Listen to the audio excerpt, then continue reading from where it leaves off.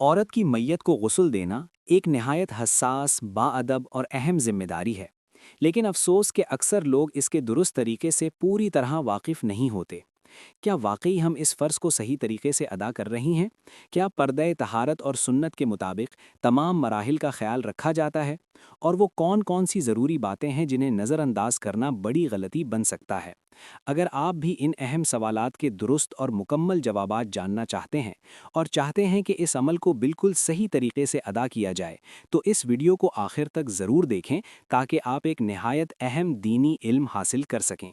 بسم اللہ الرحمن الرحیم۔ السلام علیکم ورحمۃ اللہ وبرکاتہ۔ عورت کیا ہے؟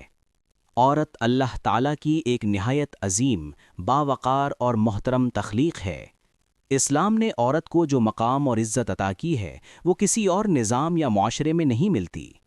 عورت صرف ایک وجود نہیں بلکہ ایک مکمل نظام ہے جو خاندان، معاشرے اور نسلوں کی بنیاد رکھتی ہے۔ عورت بیٹی بن کر گھر میں رحمت لے کر آتی ہے، بہن بن کر محبت اور خلوص کا رشتہ قائم کرتی ہے، بیوی بن کر سکون اور آرام کا ذریعہ بنتی ہے، اور ماں بن کر اپنی اولاد کے لیے جنت کا دروازہ بن جاتی ہے۔ اسلام نے عورت کے ہر روپ رشتے کو عزت دی ہے۔ ماں کے قدموں تلے جنت رکھ دی گئی ہے، بیٹی کی پرورش کو جنت کا ذریعہ قرار دیا گیا، اور بیوی کے ساتھ حسن سلوک کو ایمان کی نشانی بتایا گیا۔ عورت کی عزت، اس کا پردہ، اس کی حفاظت اور اس کے حق، یہ سب اسلام نے واضح طور پر بیان کیے ہیں۔ یہی وجہ ہے کہ ایک مسلمان معاشرے میں عورت کو نہایت احترام اور عزت کی نگاہ سے دیکھا جاتا ہے۔ لیکن اس دنیا کی ایک اٹل حقیقت ہے جس سے کوئی بھی انکار نہیں کر سکتا، اور وہ حقیقت ہے موت۔ موت ایک ایسی سچائی ہے جو ہر انسان کو آنی ہے، چاہے وہ مرد ہو یا عورت، بچہ ہو یا بوڑھا، امیر ہو یا غریب، طاقتور ہو کمزور۔ ہر ایک نے اس دنیا میں سے جانا ہے، کوئی بھی اس سے بچ نہیں سکتا۔ اللہ تعالیٰ قرآن میں فرماتا ہے، ہر نفس کو موت کا ذائقہ چکھنا ہے۔ جب موت آتی ہے تو انسان اس دنیا سے رخصت ہو جاتا ہے اور ایک نئی زندگی کا آغاز ہوتا ہے جسے آخرت کی زندگی کہا جاتا ہے۔ یہی اصل زندگی ہے جو ہمیشہ رہنے والی ہے۔ دنیا کی زندگی عارضی ہے، لیکن آخرت کی زندگی دائمی ہے۔ اس لیے اسلام نے موت کے بعد کے مراحل کو بہت ہی زیادہ اہمیت دی گئی ہے۔ میت کے ساتھ کیا سلوک کیا جائے، اسے کیسے دفن کیا جائے، اور سب سے پہلے اسے کس طرح غسل دیا جائے، یہ سب وہ امور ہیں جن کا جاننا ہر مسلمان کے لیے ضروری ہے۔ خاص طور پر خواتین کے لیے یہ علم بہت ہی اہم ہے، تاکہ وہ اپنی بہنوں، ماؤں اور بیٹیوں کو اس آخری حق کو صحیح طریقے سے ادا کر سکے۔ اب ہم بات کرتے ہیں کہ اگر کسی عورت کا انتقال ہو جائے تو اسے غسل کیسے دیا جائے، اس کا صحیح اور مکمل طریقہ کیا ہے۔ یہ ایک ایسا عمل ہے جس میں بہت زیادہ احتیاط، پردے اور ادب کا خیال رکھا جاتا ہے۔ ہم آپ کے ساتھ اس کا مکمل اور تفصیلی طریقہ شیئر کریں گے تاکہ آپ اس اہم دینی فریضے کو درست انداز میں انجام دے سکیں۔ لیکن اس سے پہلے ایک اہم بات جاننا ضروری ہے کہ عورت کو غسل کون دے۔ اسلامی تعلیمات کے مطابق عورت کو عورت ہی غسل دے گی۔ بہتر یہ ہے کہ قریبی رشتہ دار خواتین جیسے ماں، بہن، بیٹی یا دیگر محرم خواتین یہ فریضہ انجام دیں۔ اگر شوہر موجود ہو تو وہ اپنی بیوی کو غسل دے سکتا ہے، لیکن غیر محرم مردوں کے لیے یہ جائز نہیں۔ اسی طرح یہ بھی ضروری ہے کہ بہت زیادہ خواتین کا ہجوم نہ کیا جائے۔ صرف 2 یا 3 بااعتماد اور سمجھدار خواتین کافی ہوتی ہیں۔ زیادہ لوگوں کو جمع ہونے سے پردے اور احترام میں کمی آ سکتی ہے، اسی لیے سادگی اور احتیاط کو ترجیح دی جائے۔ اب بات کرتے ہیں کہ عورت کو غسل دینے کے مکمل اور صحیح طریقے کی۔ سب سے پہلے اس جگہ کا انتخاب کیا جائے جہاں مکمل پردے کا انتظام ہو۔ ایسی جگہ ہو جہاں غیر متعلقہ افراد کی آمد رفت نہ ہو۔ میت کو جس تختے پر یا پھٹے پر رکھا جائے اسے اچھی طرح صاف کیا جائے۔ اگر ممکن ہو تو اسے خوشبو یا دھونی دے کر پاکیزہ بنایا جائے تاکہ ماحول صاف اور خوشبودار ہو جائے۔ اس کے بعد میت کو نہایت نرمی اور احترام کے ساتھ اس تختے پر لٹایا جائے۔ یاد رکھیں، میت کے ساتھ بھی وہی عزت اور ادب کا برتاؤ کیا جائے جو زندہ انسان کے ساتھ کیا جاتا ہے۔ پھر میت کے کپڑے احتیاط کے ساتھ اتارے جائیں۔ اگر کپڑے آسانی سے نہ اتریں تو کینچی کی مدد سے انہیں کاٹ لیا جائے۔ اس دوران سینے سے لے کر گھٹنوں تک کے حصے کو موٹی چادر سے ڈھانپ لیا جائے تاکہ پردے کا مکمل خیال رکھا جا سکے۔ غسل کے لیے نیم گرم پانی استعمال کرنا بہتر ہے کیونکہ اس سے جسم کی صفائی آسانی سے ہو جاتی ہے۔ اگر ممکن ہو تو بیری کے پتوں کا استعمال یا پانی میں کیا جائے، یعنی بیری کے پتے پانی میں ڈال کر ابال لیے جائے اور اس پانی کو استعمال کیا جائے کیونکہ یہ سنت طریقہ ہے اور صفائی میں بھی مددگار ہوتا ہے۔ اب غسل کا آغاز استنجا سے کیا جائے۔ غسل دینے والی خاتون اپنے ہاتھوں میں دستانے پہن لے اور چادر کے اندر سے نہایت نرمی کے ساتھ میت کو استنجا کروائے۔ جب اچھی طرح صفائی ہو جائے تو دستانے اتار دیے جائے۔ اس کے بعد میت کو وضو کروایا جائے۔ وضو کا طریقہ عام وضو جیسا ہی ہوتا ہے، لیکن منہ اور ناک میں پانی نہیں ڈالا جاتا۔ اس کے بجائے گیلی روئی کے ذریعے دانت، ہونٹ اور ناک کو صاف کیا جاتا ہے۔ پھر روئی کو منہ، ناک اور کانوں میں رکھ دیا جاتا ہے تاکہ پانی اندر داخل نہ ہو۔ پھر چہرہ دھویا جاتا ہے، دونوں بازو دھوئے جاتے ہیں اور سر کا مسح کیا جاتا ہے۔ اس طرح وضو مکمل کیا جاتا ہے۔ اس کے بعد پورے جسم کو دھونے کا مرحلہ آتا ہے۔